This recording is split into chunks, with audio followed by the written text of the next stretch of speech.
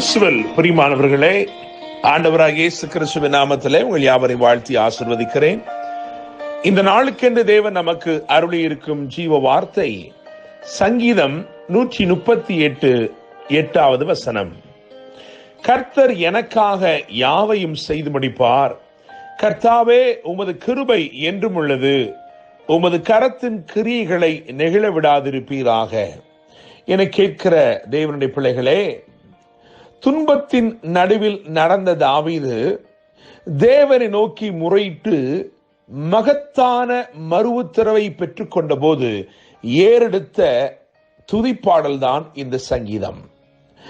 இந்த சங்கீதத்திலே, அதாவது 138ஆம் சங்கீதத்திலே தாவீது தனக்கு தனிப்பட்ட முறையிலே வெளிப்பட்ட தேவ கிரியைகளை 5 விதமான கிரியைகளை வரிசைப்படுத்துவதை முதலாவது நான் உங்களுக்கு சொல்ல விரும்புகிறேன். 3வது வசனத்தை கவனிக்கும் பொழுது எனக்கு மறு உத்தரவு அருளினீர் என்று சொல்கிறான். அதே 3வது வசனத்திலே என்னை தைரியப்படுத்தினீர் என்று சொல்கிறான்.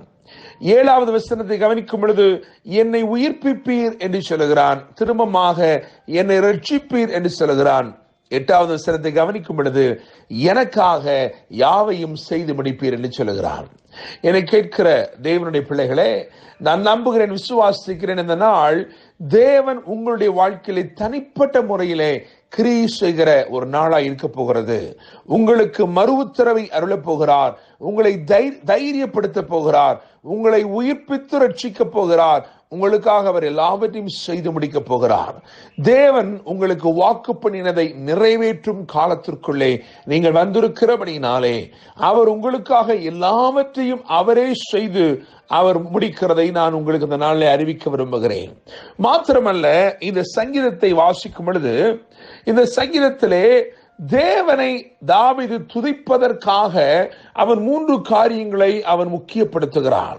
இவைகளை நிமித்தமாக நான் தேவனை துதிக்கிறேன் என்று அவன் இங்கே இந்த சங்கீதத்தின் ஊடாக தெரியப்படுத்துகிறான். அந்த 3 காரியங்களைத்தான் இந்த நாளிலே நாம் முக்கியப்படுத்தி தியானிக்க போகிறோம். காரணம், அவைகள் உங்கள் வாழ்க்கையிலும் வெளிப்பட உண்மையுள்ளவராய் தேவன் இருக்கிறார். அதே காரியங்களை தாவீது எது நிமித்தமாய் தேவனை துதித்தானோ அது நிமித்தமாய் நீங்களும் நானும் கூட கர்த்தரை துதிக்கும்படிக்கு அவைகளை உங்கள் வாழ்க்கையிலும் வெளிப்படுத்த தேவன் சித்தமுள்ளவராய் இருக்கிறார். எனவே அந்த 3 காரியங்களை நான் உங்களுக்கு இந்த நாளிலே வரிசைப்படுத்த விரும்புகிறேன்.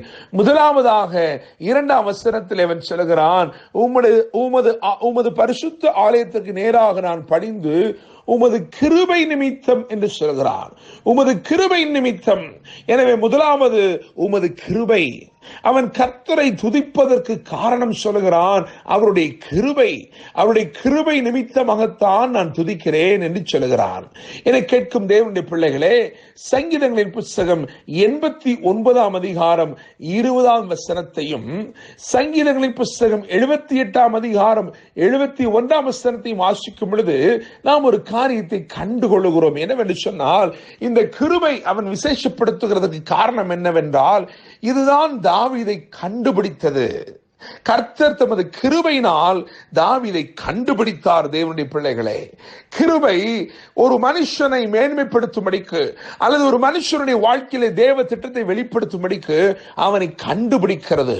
எனவே கிருபை இந்த நாளிலே உங்களுக்கு வெளிப்பட்டு உங்களுடைய சூழ்நிலையிலே நீங்கள் எங்கிருந்தாலும், எப்படிப்பட்ட தரிப்படுத்தப்பட்ட நிலையில் இருந்தாலும், புறக்கணிக்கப்பட்ட நிலைமையில் இருந்தாலும், இந்த கிருபை இந்த காலை வேளையிலே உங்களை கண்டுபிடிக்கிறது. தேவனுடைய பிள்ளைகளே, எனவே முதலாவது அவன் தேவனை துதிக்கிறான். எதற்காக என்று சொன்னால், அவனை கண்டுபிடித்த கிருபைக்காக.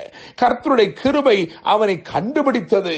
கரவலாடுகளின் பின்னாக திரிந்த அவனை கர்த்தருடைய கிருபை கண்டுபிடித்தது. கர்த்தர் அவனை கண்டுபிடித்தார். எனவே கிருபை கண்டுபிடிக்கிறது. இரண்டாவதாக அதே 2ஆம் வசனத்திலே சொல்லுகிறான், உமது உண்மை நிமித்தம் உமது நாமத்தை துதிப்பேன் என்று சொல்லி. இரண்டாவதாக அவருடைய உண்மை. என கேட்கும் தேவனுடைய பிள்ளைகளே, கண்டுபிடித்த கிருபை என்று நான் முதலாவது சொன்னேன். இரண்டாவதாக உறுதிப்படுத்தின உண்மை.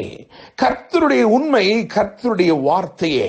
வேதத்திலே 2ஆம் வசனத்தில் எழுதியிருக்கிறது, இந்த 138ஆம் சங்கீதம் 2ஆம் வசனம், சகல பிரஸ்தாபங்களை பார்க்கிலும் உமது வார்த்தை நீர் மகிமைப்படுத்தி இருக்கிறீர் என்று சொல்லி.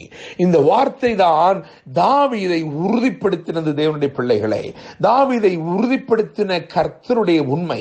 கர்த்தருடைய வார்த்தை எவ்வளவு உண்மையாக இருந்தது என்று சொன்னால், அவர் சொன்ன வார்த்தையில் ஒன்று கூட தவறி போகவில்லை.